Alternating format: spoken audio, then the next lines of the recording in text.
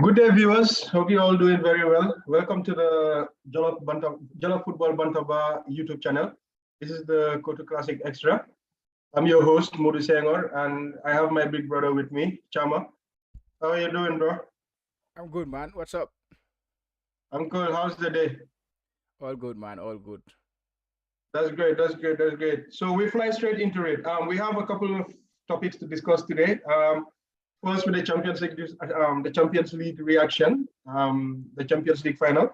And then we have some other couple of topics also, like the PFA Player of the Year, obviously the Chelsea takeover, and some other Premier League news surrounding some other clubs.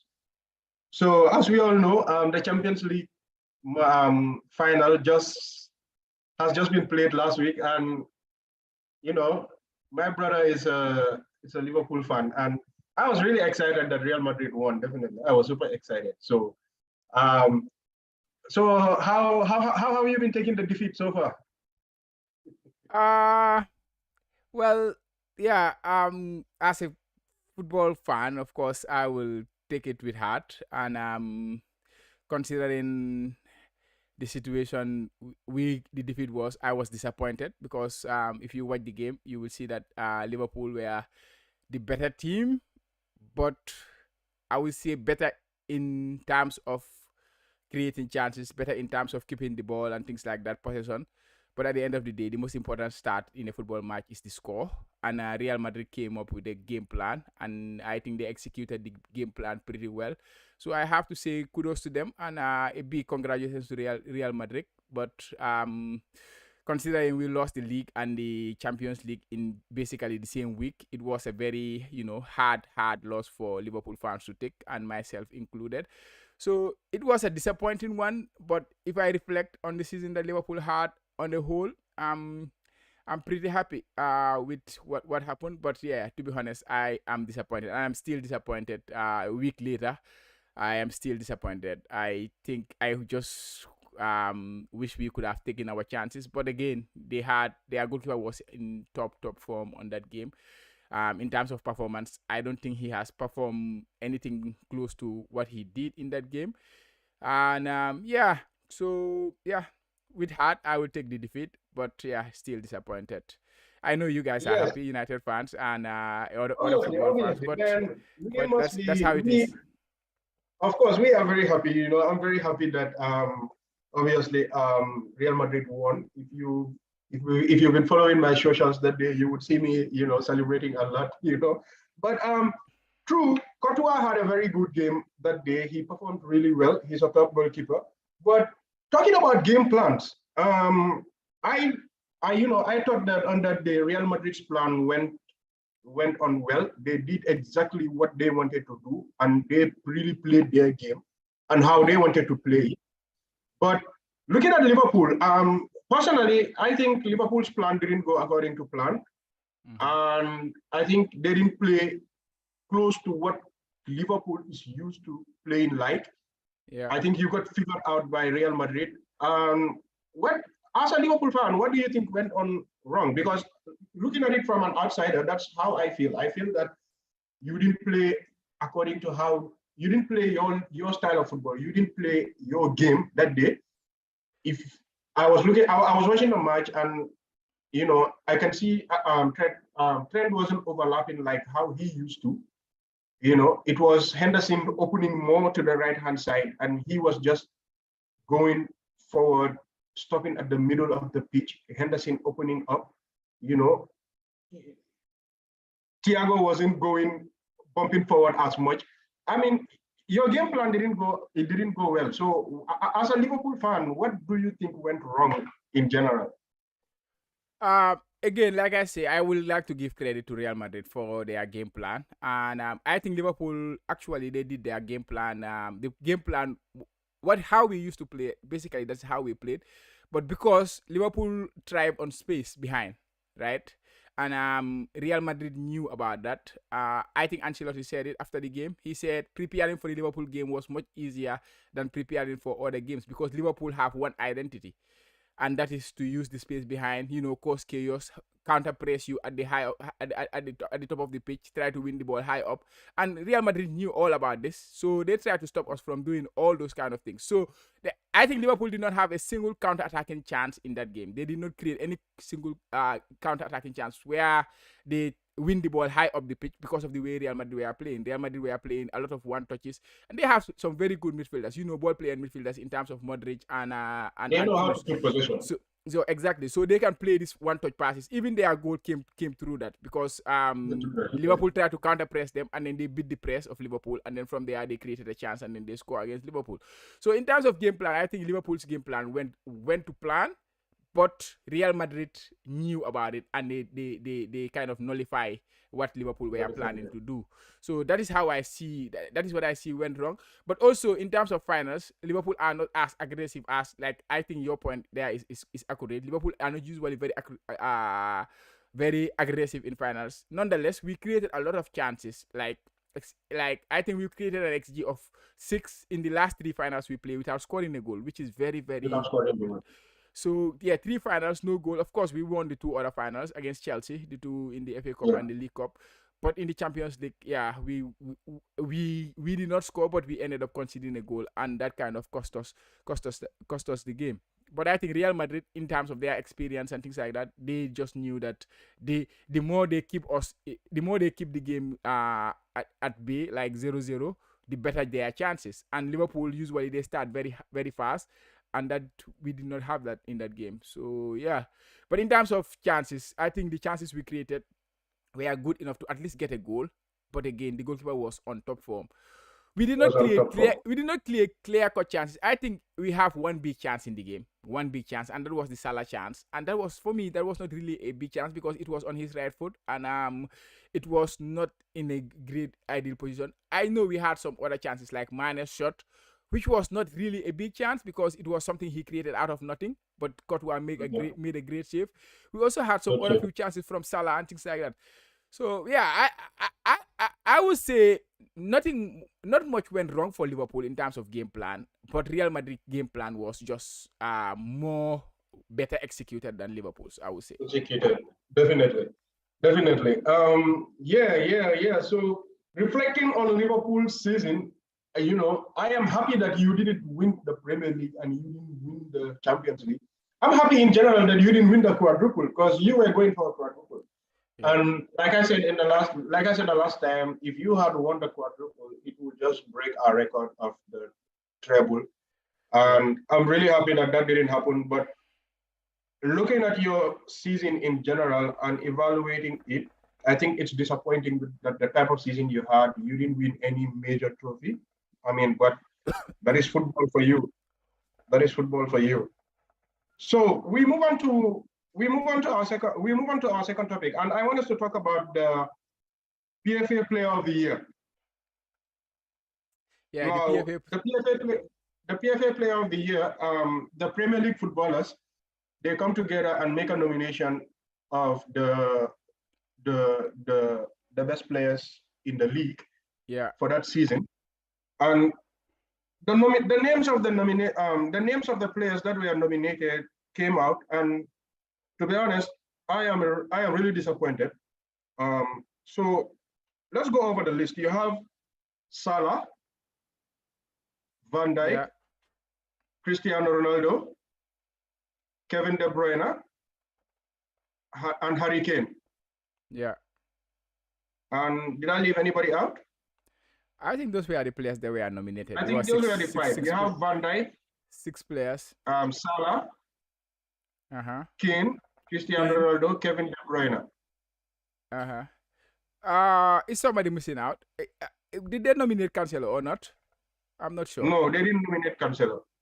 So, yeah, those were the 6 players they nominated in the PFA Player of the PFA Player of the Year. It was to be honest, it was a disappointing nomination for me. I mean, okay, you go ahead, because for me, I think Son should have been on that list. I think Trent Alexander-Arnold should have been on that list. He's a wing back that has more assists than midfielders. Son is a winger that scored 30 plus goals, or is it 30 goals in the playing of the wing? Yeah. And among the top players who has the highest assist in the league, he even scored more goals than Harry Kane. So I just don't understand why he hasn't been nominated for PFA Player of the Year. It just baffles me, seriously. It just baffles me. Yeah, I'm really disappointed. Yeah, not just you. I think the football world, especially those who are not footballers, everybody is disappointed that Son is not nominated, because Son has had an exceptional season. He was the main player for Tottenham. He was one of the most consistent players of the season. Exactly. It was not just the period where they needed him. He was consistent from start to finish. If you want to say Tottenham's player of the season, it has to be Son. So I believe Son was a worthy winner of this award, not just about nomination, because they nominated six. So he's not just about nomination. He should have been the winner even before, because I think last week we discussed about the Premier League Player of the Year, when we talk about, we both agree that Son should have been the among in the reckoning for Player of the Season. So to not nominate him, that was absolutely baffling, like you say. It's crazy. I cannot understand. I watched the United start too. He said he cannot believe why Son is not in the list, because Son had a better season. He had the golden boot with Salah. He had a giant golden boot with Salah. I mean, he scored more goals than Harry Kane. If Harry Kane can be in that list, why couldn't he be? I think he is so underappreciated in the Premier League, and I don't know for what reason. I bet if he was an English player or a French player or a Spanish player, he will definitely, or Brazilian powerhouse, they wouldn't mention him. But I think because he's from a country that is it South Korea? South Korea, yeah. That they don't mention much in the football world. And I think he's really underappreciated in the Premier League. I think it's absolutely wrong. I think it's criminal not to nominate him for PFA Player of the Year.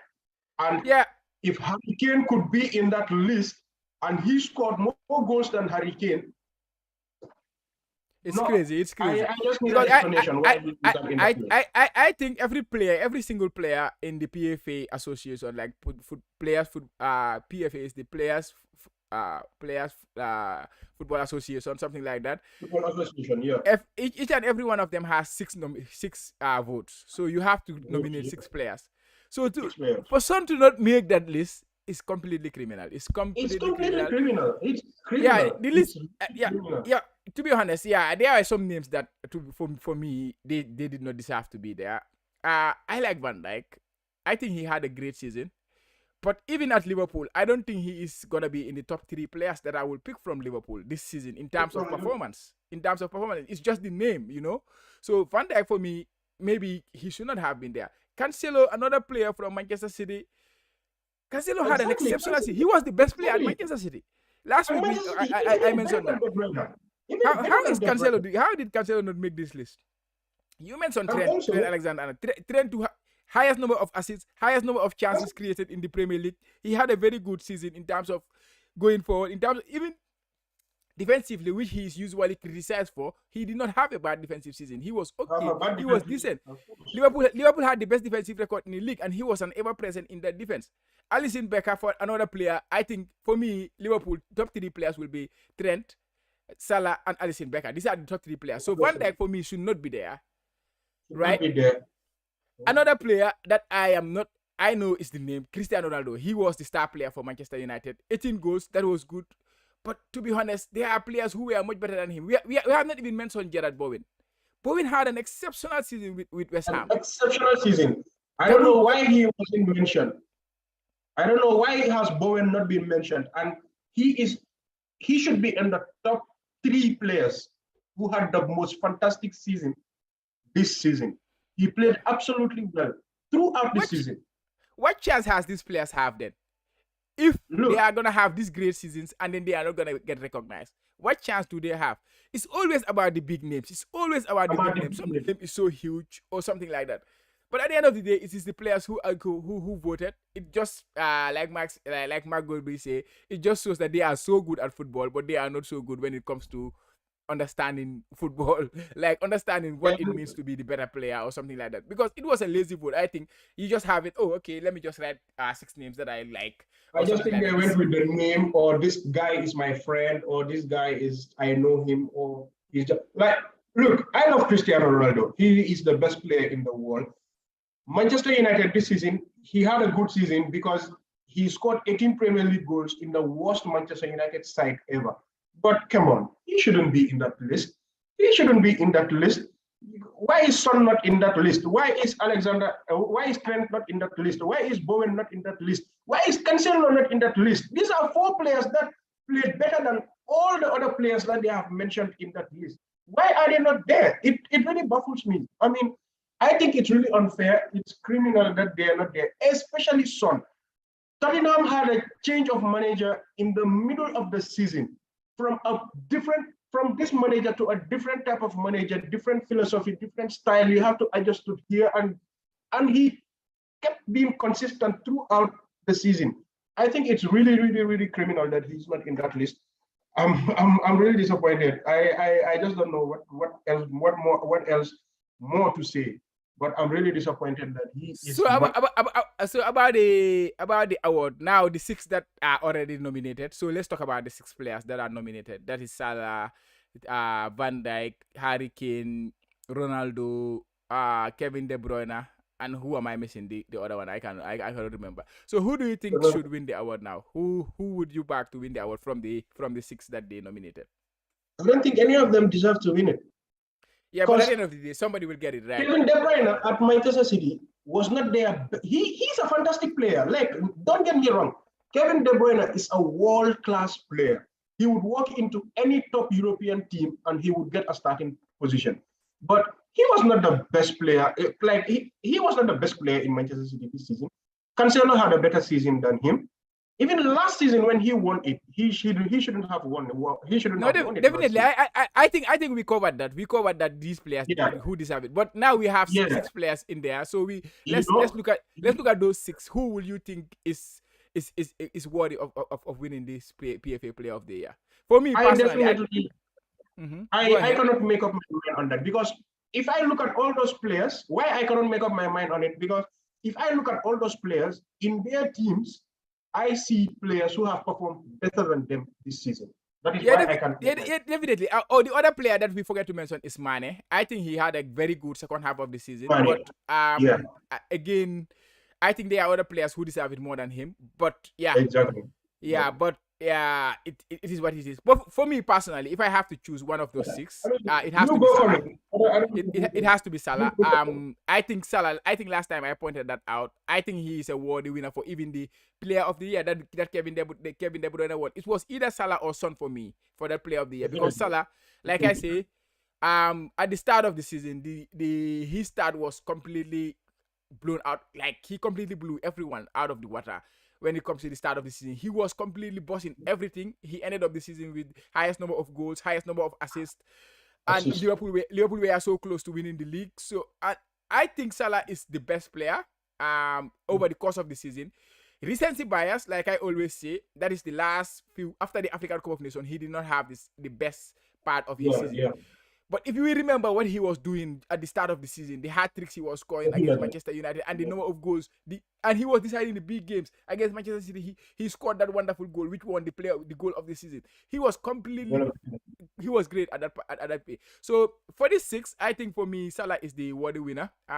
If I was gonna vote for someone to win it, I will go with Salah. That has nothing to do with my Liverpool bias. I just think he has been one or two of the best players in the league this season. And for the fact that Son is not here, so outright, I think Salah is the deserved winner for me.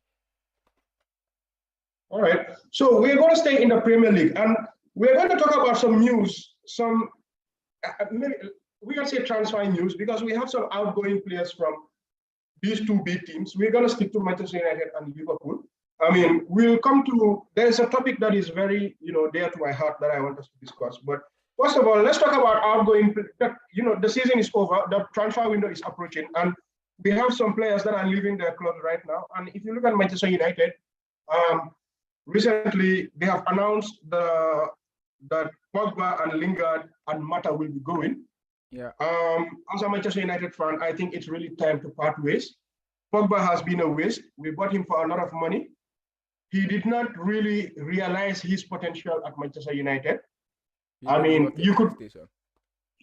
I wouldn't blame him 100% because the team played a part in him failing at the club because they didn't really, I wouldn't say build a team around him, but he didn't really have quality players to play with during the 6 years he was there.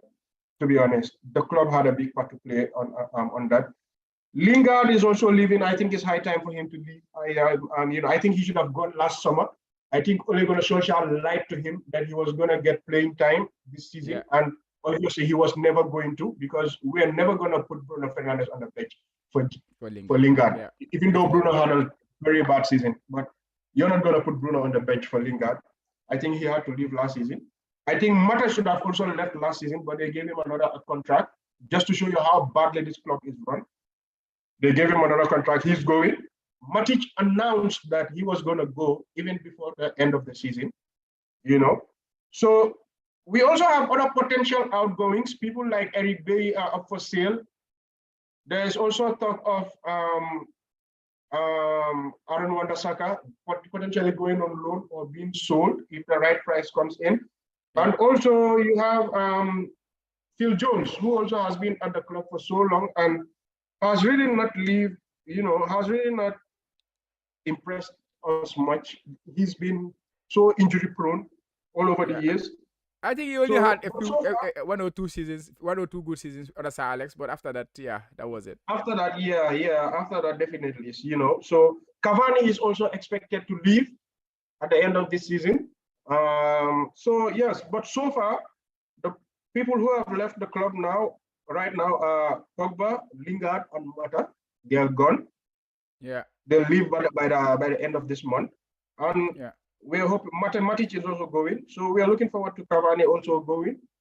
Okay. Yeah. I think we can get into it. I would just give my take on those players. Yeah, I think like you pointed about Pogba. Pogba, he never really lived up to expectation at Manchester United. I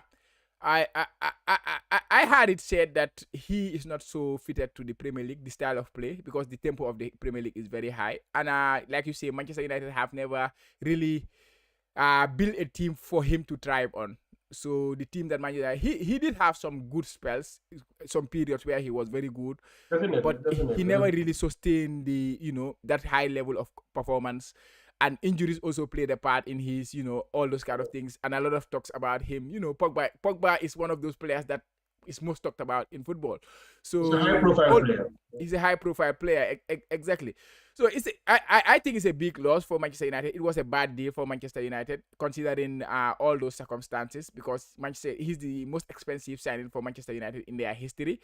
And 80 million, that was not a small change, And 90 million.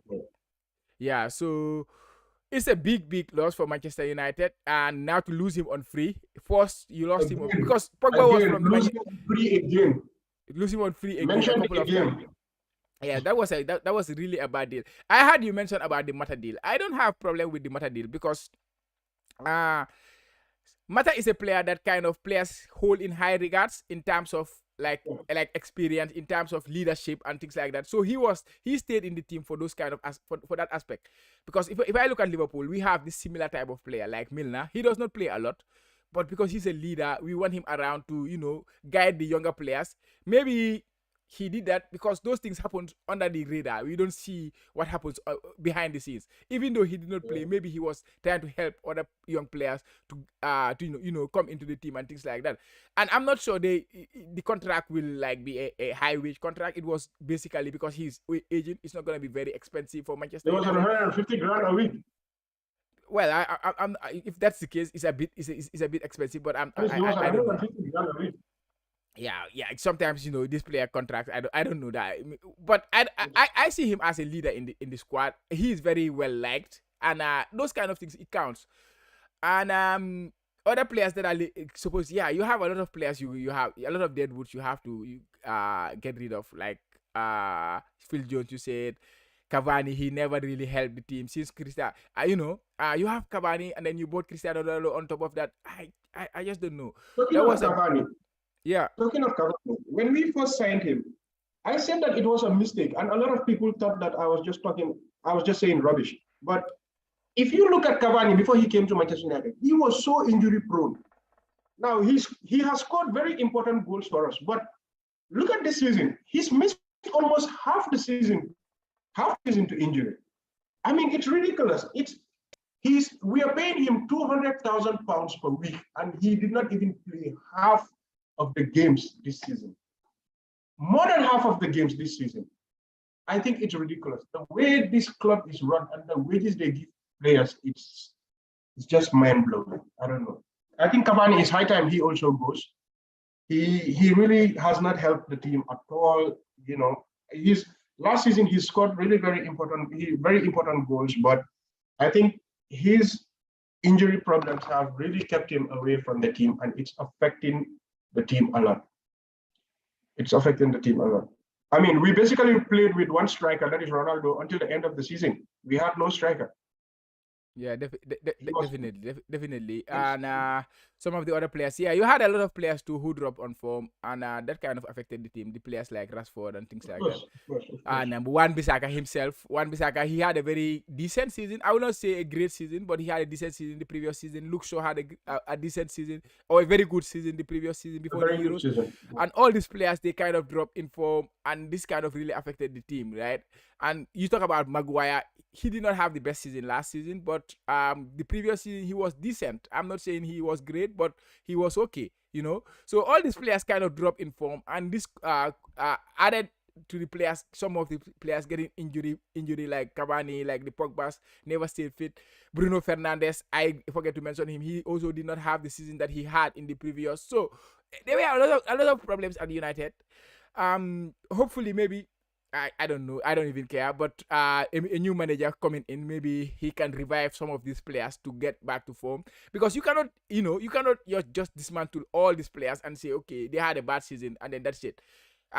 If you look at Liverpool, for example, too, we did not have a great season the previous one. We had a lot of injuries, but also some of players, like, for example, Mane in particular, he did not have the best of season that season. He even doubted himself as a footballer. He did not know what was going on with him. So these things kind of happen. It just depends. It just take a good coach, who can, revive this confidence in these players, and then they will do what they have been doing. So players like Bruno Fernandes, players like Rashford, players like Luke Shaw, if he stays fit, these players can be revived to become what they have been in the past. True. Before we move on to Liverpool, I want to also talk about Liverpool. You also have some outgoing players, but before we go to Liverpool, I want us to stick to Manchester United for a bit. I wouldn't want to go back to what we just discussed about some of these footballers who had a bad season, because I think that some of them really don't deserve a second chance, because they've been there for 2 seasons and they've really not performed well. People like McTominay, Fred, Maguire, Rashford, I think these are all people that need to go. I understand that the manager won't be able to change everything in the first transfer window, but as time goes on, all these players need to go, because I just don't think they're good enough at the highest level. You just said a name there, Fred. I think Fred had a decent season for United last year. I think he's one of those players who had we have to be fair to some of these players. He improved based on what he was doing previously. Last season he was, especially because you could see it when Fred was missing in the team, Manchester United, they kind of dropped in performance. When Fred was in the team, it kind of helped them. What's the other name? The other one in the middle, McTominay. He is not the greatest footballer, but he's always working hard, I think. And you need this type of players in your team. Like you say, if you want to take out all these players, what do you have left? You have to build a completely different team. So there are some of these. They are not great, but once you put them, they can put a little bit of job in it. They can put some effort in it. They can put in a shift. They can put in, they can give you not necessarily they're gonna be your star player in your team, but they are important players. I think McTominay, you need other players. You need to cover. But some of these players like McTominay, Fred, I don't see why you want to get rid of them now. I want to get rid of them because I don't think they're good enough to win your Premier League title. I think you can fight, you can give your all, but if you're not just good enough, it doesn't matter. Like No, but this is what I'm saying. They are not good enough to be the main guy. Like you don't want to rely on them too much, but they are good footballers. So they can be players who you can rely on coming off the bench when you need them. McTominay doesn't necessarily have to be the Manchester United like holding midfielder, the first choice. You need a new holding midfielder. That I think I highlighted when we had our discussion a long time ago. But McTominay is a good player to have, a squad player, a good squad player to have. So you cannot get rid of all these players, considering you already lost 3 players, and then you want to get rid of all these players. Then you are trying to build a completely new team, So, and that if football does not work that way. But that's what we need. Like I said, as time goes on, we need a whole complete team because. But it doesn't happen. But it doesn't happen overnight. But it cannot happen overnight, right? Over the time. That's why I said as time goes on, this cannot be done in one transfer window. It cannot even be done in maybe 2 transfer windows. But as time goes on, so many of these players need replacement because they are just not good. You understand? Yeah. Oh, okay. But, so let me ask you a question. If you were in charge right now, how many players do you plan to get rid of at Manchester United? Who will be left? Who's gonna stay in the team? Right now. Because you are talking about overtime, right? Yeah, you are talking about overtime. But we are also talking about it now. This is the transfer window. You have to get rid of some players and then keep some players. Who among the Manchester United players are you gonna keep and who are you gonna sell? Or who are you gonna apart from the players that are going out on free, like the Pogbas, the Lingards, the Matas, the Matic, and those ones. Yeah. I think if I had a price for Rashford right now, I would sell him. If I get 70 million max for Rashford, I would sell him. Because you have to take something into consideration. If Rashford has the season, if he has the season that next season, if he has the season that he had this season, it will be difficult to get a value for. It will be difficult to get. It will be difficult to get a good money for him if you want to sell him. You understand? Because his value will really depreciate. McTominay or Fred, one of them I would sell. I don't need to keep 2 of them. Okay. You understand? I would sell one of them. Okay. I know it will be very difficult to get rid of Harry Maguire because of his price tag and his wages. But I would move him to the bench. I would take the captaincy of him. I would sell Wan-Bissaka. I don't think I just don't think he's up to it. Yeah. You know, I would get rid of Phil Jones. I would get rid of Anders Pereira. He's coming back from loan. These are all players that need to be sold. So you are talking about getting rid of at least up to 10 players from the squad. At least up to 10 players and signing 5 players and complementing them with some players from the academy that you introduce to the bench, and then you start the season. I don't think that is like a realistic target. Yeah, I don't think it is realistic, to be honest, because you want to have a squad to try to force your way back into the Champions League. You are going to the Europa League. Of course, you wanna need players to play that competition. You're not just gonna throw it away because it's another chance to qualify in the Champions League if you win the Europa League. So you have to take it seriously. And to compete in all these competitions, you need a squad. So if you get rid of 10 players, bring in 5 players. So you are talking about I am cutting 5 players from my squad of last season. So 5 players short. Injuries can happen next season again. You have an aging Ronaldo in that team. He cannot play every single game. So you have to rest him here and there. You are talking about promoting players from the academy.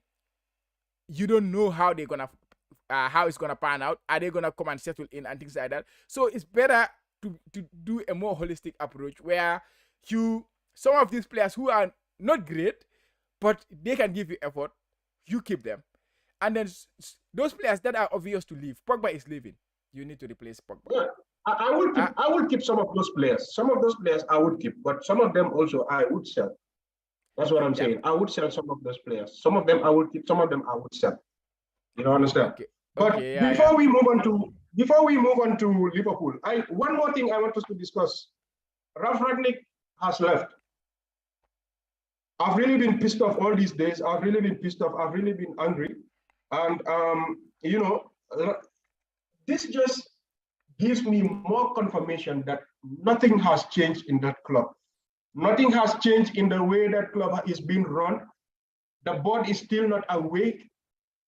I'm just so disappointed that we had a chance with somebody who is an expert in building clubs, and you are at a vital point in, a vital point right now where we are approaching the transfer window, and this guy is an expert in building teams and an expert in transfers, and you decided to let him go. Now, I think this decision has been made way before Erik ten Hag came in. I'm hearing some rumors about, Erik ten Hag told them to get rid of him because he doesn't want him there. Rangnick decided that he wanted to go and focus on his job in Australia. Rangnick has been saying in his press conferences that he wants to be at Manchester United. He wants to help them build his team. That him being the Australian coach doesn't stop him from being a consultant to Manchester United. It's just a few hours job in a few days a week with few hours. It's never going to stop him from being an Australian job. I think what happened is Manchester United did the normal thing. They don't like being criticized. They don't like being called out. I think Rangnick went into that team, saw all the problems, and called it out in press conferences. And I think the board didn't like that, and they decided to get rid of him. I think I just don't know how to call it. I think they're very stubborn and arrogant. I think they just made the greatest mistake that they could have avoided doing. It's a whole mess. It's really a whole mess. This is how I feel. This is how I look at it. I don't know how do you see it from an outsider, but as my, and I will always be forever grateful to Ralph Rangnick because he has been the only manager that has communicated with the fans. He came to press conferences and told us what the problems were. For the first time, the fans opened their eyes up to the real problems at the club, and they were calling it out, and Rangnick gave the fans a voice because he communicated to them. And this is a problem that Manchester United have. They don't communicate. Whatever you say about Jose Mourinho, he said this when he was at Manchester United. Nobody above the manager comes out and talks to the people. If you look at clubs like Barcelona, Bayern Munich, Dortmund, you have their CEOs, their directors of football. They come out and talk to the fans. When Manchester United were wanted to sign Jadon Sancho, you were hearing the CEO, the director of football, they would come out and talk and give statements. But you don't get that at Manchester United. And Rangnick communicated with the fans and spoke well and spoke the truth. And I will be forever grateful to him. And I think a lot of Manchester United fans are grateful to him for that. What is your take on Rangnick leaving on Rangnick leaving Manchester United?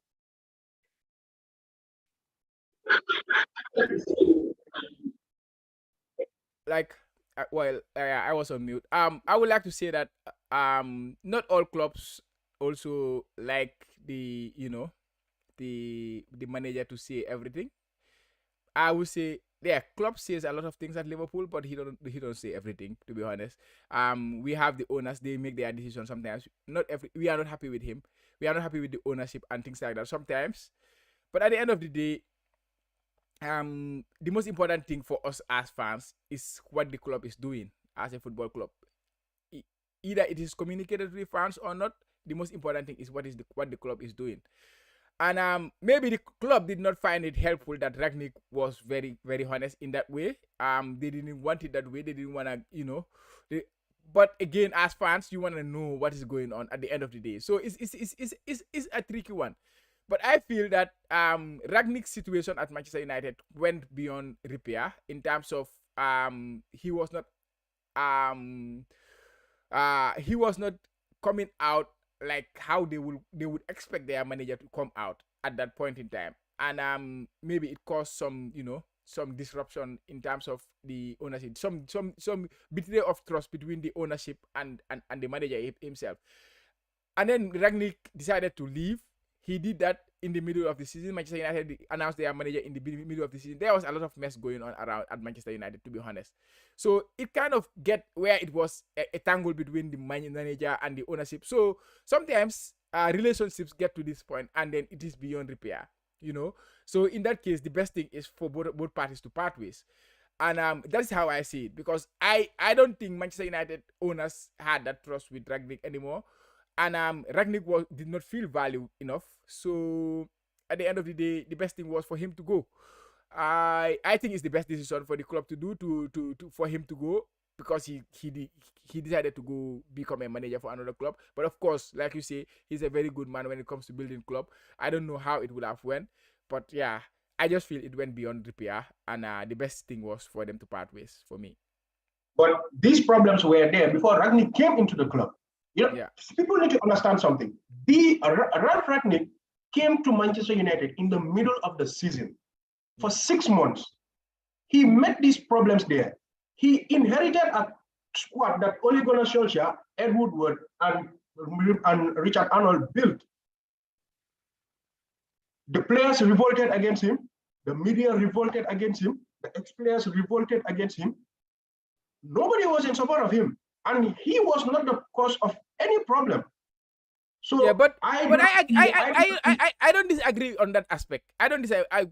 Just about the relationship, why he leave, and how I see it. I think there's too much player power, and I think the players have won again. I think the team. No, I don't think that is play. I don't think that's about the players having power or something on him. I just think it has something to do with player power too, because the players have a new manager. A new manager is gonna take care of the players, so it's not gonna be Rangnick. Rangnick was just there to give advice to the manager if they need it, and give the club an advice. That is the consultancy job that he was supposed to do.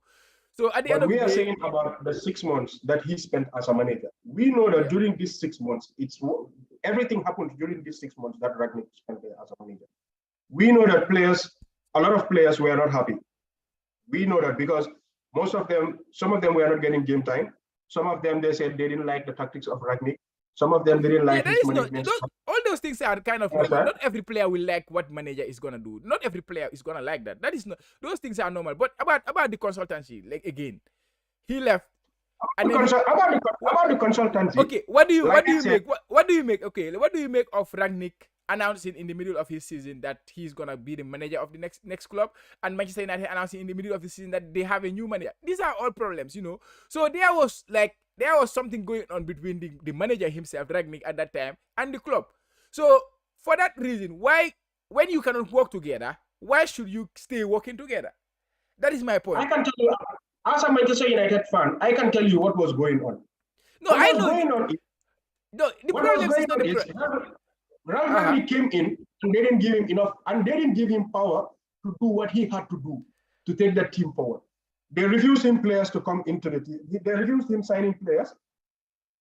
Like him taking that job, him taking the Australian job had nothing to do with him being a consultant of Manchester United. Like I said, you understand? So you believe? The most important thing is the board didn't like him calling out the problems of the club, which I think was the right thing for him to do. It was very right for him to call out the problems that were going on at that club, and it was going on for a long time. We need to be communicated to us fans. No, I disagree. I disagree because, like I say, I can point to you that Liverpool does not communicate everything to the fans, and sometimes they do things that the fans are not happy about. So it's not just it just depend on the team how they do their things. So I know Manchester United is a mess. I agree with you 100%. There is a lot of mess going on at United, but like, again, at the end of the day, it's all about, the most important thing is working. Like, you are working for me and I'm working. We are working together. We have to find a way to work together. Another example is Liverpool. We had an assistant manager before. The club had a very close tie with that assistant manager. They played together.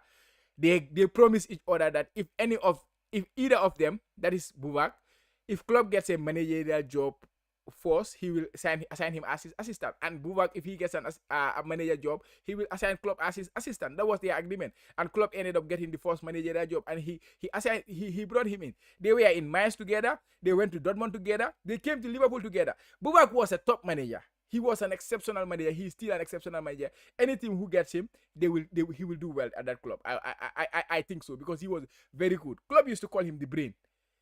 So, but it came to a point where they could not work together anymore. So what had to happen was they had to separate. So this kind of relationship happen in any type of business, where two two parties are not able to work together. It does not matter. It does not matter if this party is a very good, it's gonna help us take it to another level. But as far as the board is there, they cannot work with Ragnick anymore. So they decided, okay, the best thing is let's just have some mutual agreement, and then we just terminate this at the end of the day. And that is what they did. So now the next thing is, let's see how Manchester United evolve without Ragnick. If it is going to be good for United, then great for Manchester United fans. If it's not going to be bad, then maybe we can call out, maybe they made a mistake by letting Ragnick go. But now we cannot tell if Ragnick going is a bad thing or is a good thing. I don't think we are at that position to call that. All right. So we move on to Liverpool. Before we move on to our last topic, let's talk about the outgoing players at Liverpool. You have Mane has they have announced that Mane will be leaving. You also have a lot of players who are on their last year of their contracts. Could you say something about that? The likes of Salah, Naby Keita, I think Origi is also going. You also have Chamberlain and Firmino. So what do you think? Do you think that I have a question for you as a Liverpool fan? Yeah. Do you think that Liverpool would ever break their salary structure for Salah? Okay, that question. Okay, let me tackle the players that are leaving first, and then I will get to that one last. Okay, so we have 5 players. Origi has already left because his contract ended. There was an option to extend the contract for another year, but he did not meet the number of games required for his contract to be extended for another year. So at the end, his contract expired. So we have other 5 players who are on the final year of their contract, like you say, Salah, Mane, and Naby Keita, Oxlade Chamberlain, and Firmino. They are like, most of them are very important players. I would say all of them are very important player in some sort. Mane has announced that he wanna leave, and I think Bayern are the team that are interested in him. Real Madrid, I heard some rumors, and PSG as well. So yeah. It's a tricky situation for Liverpool right now. To deal with all these situations, to deal with all these contract situations, and the biggest one is Salah. Of course, Salah is the biggest one because Salah is one of the most important players at the club right now, including Mane himself. Mane, I think he kind of feel underappreciated by the club because he has been doing great things for the club. Both him and Salah in some sort. Salah, of course, is on 200,000 a week. Mane has been on 100,000 a week since he signed his contract in 2018 or 2019, something like that. So it's a tricky one. Yeah, for me personally, I don't have any problem with Mane leaving. I have some emotional attachment with him in terms of the country he come from. As a Senegalese, I love Senegal, so I have some emotional attachment with. I want the best for him. I want the best for him more than I want for Salah. I want Mane to be the highest earning player in anywhere he goes. So yeah, but in terms of looking at it as a Liverpool fan, I think we have got the best value of all these players in terms of Mane, Salah, and except maybe Naby Keita and Oxlade Chamberlain. You cannot say that, but Mane, Salah, and Firmino, we have the best value on all these players. So even if they were to leave, they are still good footballers and they can still serve the club. But even if they were to leave, I think the club will still feel they have gained from these transfers that they made few seasons ago. And Mane, for me personally, I think because he's approaching 30, he is not slowing down, but I kind of anticipate that he will slow down very soon. And even if you give him a contract of 300 for like what he's asking for, or what is speculated that he's asking for 300,000+ a week at Liverpool, if you give him that, I don't think the club can make value out of that kind of contract because it's a huge amount of money. Yeah, I think Mane has passed his peak. He is still a very good footballer, a very experienced footballer. But in terms of peak, where he hit his highest level of football, I think he has completely passed. Of course, he is aging. He's aging. Maybe he can maintain that for a few seasons and then he will decline.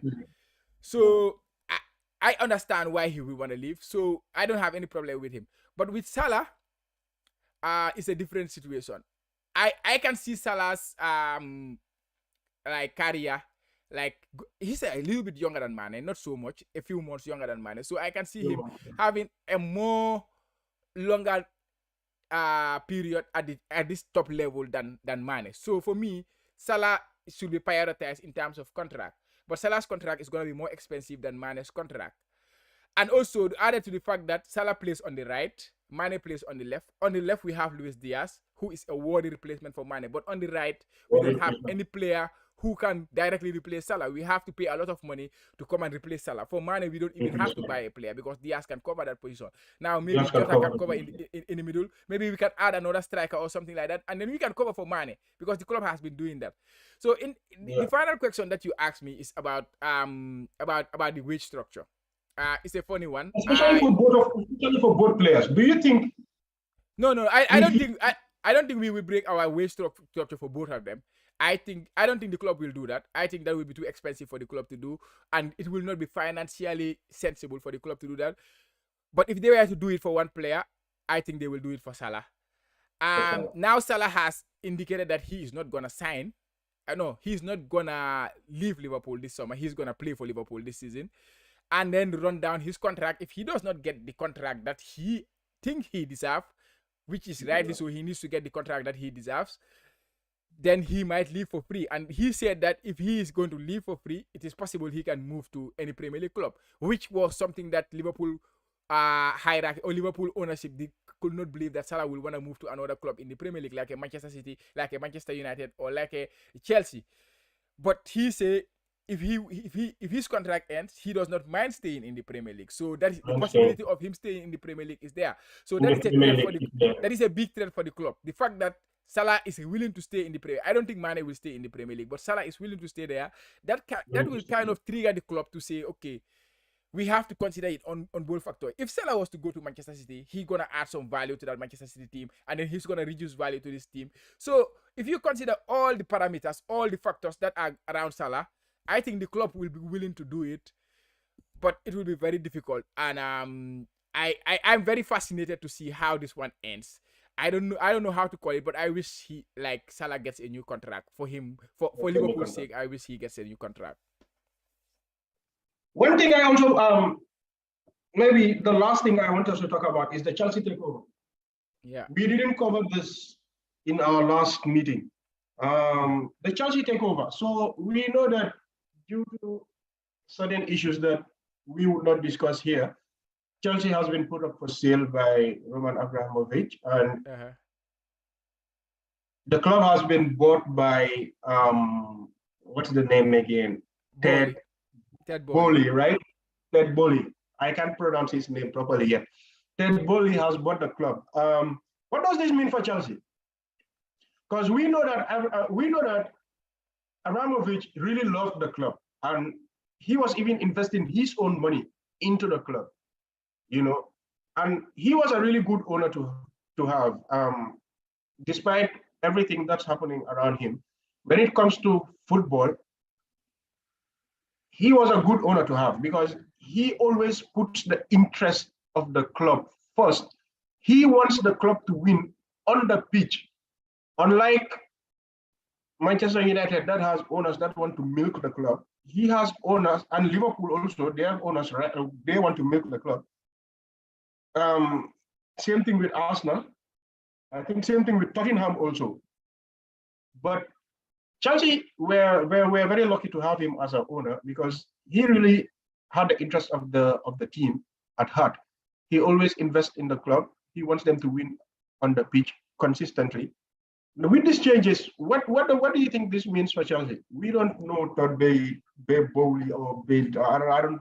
Forgive me. I still can't get his name right.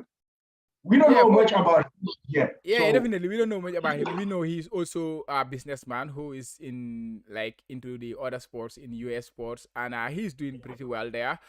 In terms of Abramovich, yeah, like you say, he's one of the best owners the Premier League will ever see in terms of the heart that he put into the club that he owns. So he was a very, very good owner for Chelsea. He invested a lot of money for Chelsea. He will go to his depths. He will invest his own money into the club. And,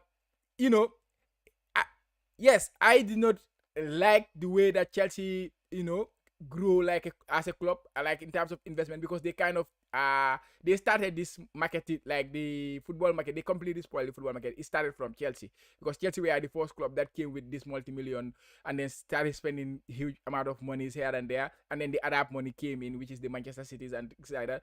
So they are all in the same bracket. But in terms of personality, in terms of how he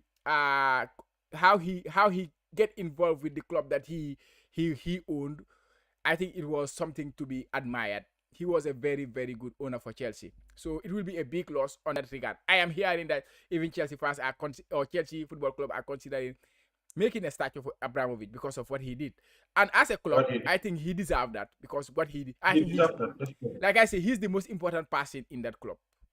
No footballer is more of a legend than Abramovich. That is how important Abramovich has been for Chelsea. So it will be a huge loss. So anybody to come and follow in that footstep, it will be a huge, huge task.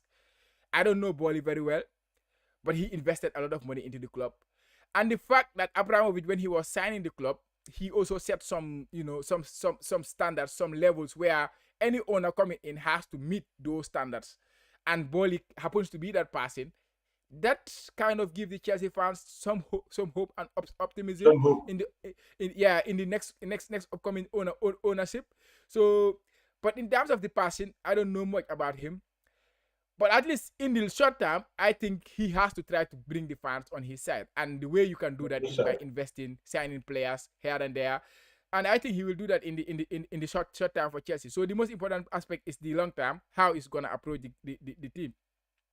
This was the case for all the other American, but I'm not so.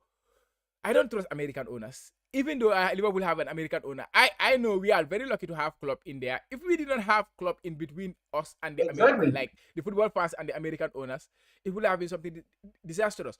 But again, we have to give them credit, because Liverpool. Look at what is happening at Manchester United. Exactly. No, exactly. So, like, if you look at what they have done at Liverpool in terms of bringing the other aspect of the game, in terms of data analytics, and in terms of wise investment and things like that, which is working very well at the club, and they are hiring the right people at the club. So I cannot complain too much about them. I just don't like them. But in terms of business wise as a club, they have done well. But I don't trust American owners. So we have to wait and see what Ball is going to do. Short term, I think he's going to invest some money for Chelsea, and they're going to be very good short term. So, but in the long term, I don't know what the prospects are at Chelsea. There is a difference between Liverpool and Manchester United. We both have American owners, but Liverpool, they have a strong manager in club who, for some reason, knows how to get what he wants out of these owners. And like you said, Liverpool, at least they do appoint the right people for the right positions. At Manchester United, they don't appoint the right people for the right positions. It's all about mates, rates, and ex-players, and whatever goes on behind closed doors. But it is really important to have owners that have the best interest of the club at heart, especially the club winning on the pitch. And I think if he doesn't do that in the first 2 years, he would have the fans, he would have the fans turning against him so early, and that wouldn't be good for his ownership. So, but I wish him all the best with this takeover. I don't think Chelsea are really much of a really big team or a big threat to anybody. I think they're just big noisemakers. They are not a Liverpool. They are not a Manchester United. Whatever they say about Manchester United, we have not won a trophy for the past 10 years or for the past number of years. They still can't win. They still can't catch up with us. We have not won a trophy for how many years, and they still can't catch up with us. That argument, I think, is very weak. I think your argument that they have not catch up. How is it weak? You call yourself a big team, and you're not achieving what big teams are achieving.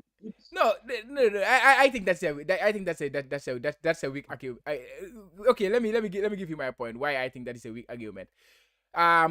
Before Abramovich, if you judge when Abramovich came to Chelsea and now, you compare yourself and Chelsea, just compare during that period, they are a better club than most of us. That's true. They are a better run club. So just like Manchester City, they are not nothing, like you're saying. They are nothing. Yeah. They have not won enough trophies to be compared to Liverpool and Manchester United. But again, we are delving into the history. We have to think about it now. No, And I'm not now talking about the history here. I'm not talking about the history. No, I'm talking about presently.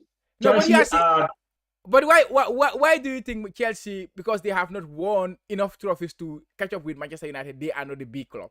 So let's say they have not done any. Chelsea haven't done anything historical for them to be considered a Liverpool. Now you are talking about history. Now you are talking about history. Why are you delving into history? I'm not delving into topics of it. I'm saying they have not done anything historical for them to be considered a Liverpool or a Manchester United or even an Arsenal. Okay, what did Manchester United do historically that Chelsea have not done? Tell me. Then we will have to talk about the past, and I'm not going to talk about the past. That is the thing. So now Abramovich came into the Premier League in 2004. That is almost now more than 20 years since he's been in the Premier League. So now 20 years is a very long time. And during these 20 years, Chelsea is the most successful club in the Premier League. We cannot deny that. During the time, So they are right now. They are up there in terms of club.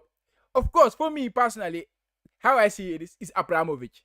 That is how I usually banter with the Chelsea fans. It's Abramovich at the end of the day. But during that period, they have been one of the best clubs in the country, and that has kind of elevated them into the level now they are at. And now I think they will compete. They will keep competing. Bolly paid a lot of money for this club, $4 billion, I don't know, pounds or dollars, whatever it is. That is a lot of money. So he will not wanna just take the club down the drain just like that. So Chelsea will still be there. Chelsea will still be there. They are not going anywhere. So yeah. They are just not a threat to anybody. That's what I'm saying. They are a threat. For me, they are a threat always. Always. All right. So that brings us to the end of the show. Thank you very much. Like, comment, and subscribe. Share. We'll see you next time. All right, guys.